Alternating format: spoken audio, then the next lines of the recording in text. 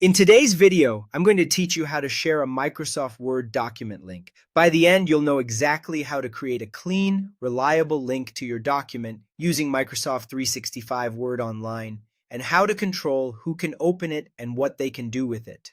First, open your document in Microsoft 365 Word Online.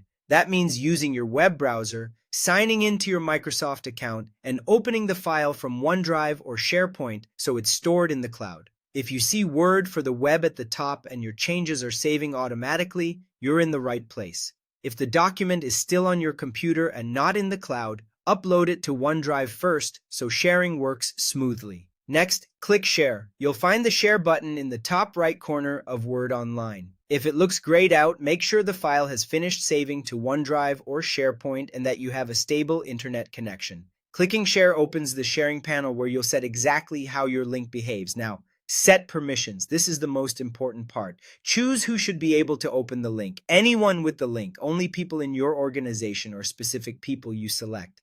Then decide whether they can edit or just view. If you want to keep formatting intact and prevent changes, turn off editing.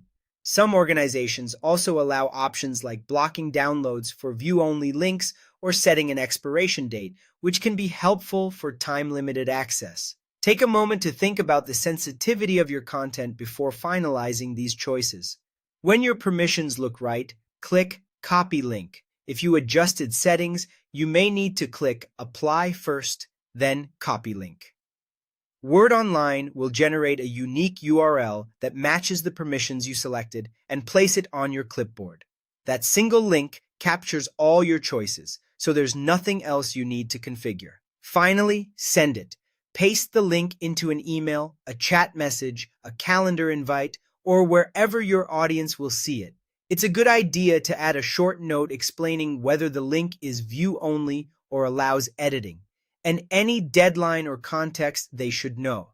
If someone tells you they can't open the file, it usually means the permission scope is too narrow. Go back to Share, adjust the audience or editing toggle, copy the updated link, and resend. That's it.